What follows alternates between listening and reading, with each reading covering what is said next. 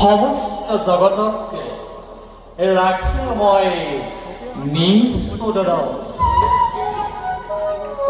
সংসাৰ লীলাৰ পাতনিৰ হেতু আমাৰেই নাভি পদ্মজাত হল ব্ৰহ্মা প্ৰজাপতি আৰু অগাধ জলাধি কৰিলে শোষণ কিন্তু অকস্মাতে তল গল সবাৰ আশ্ৰয়স্থল দেৱী বসুন্ধৰা নুবুজিলে সৃষ্টি কৰে আমাৰ সৃষ্টিৰ আদিমূল সেয়েহে চিন্তি আছে আমাৰ শৰণ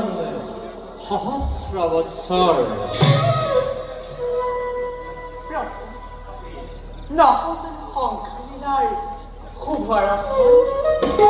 নিশ্চয় দেৱী অতি শীঘ্ৰেই হ'ব সংসাৰ লীলাৰ পুনৰ আৰম্ভণি।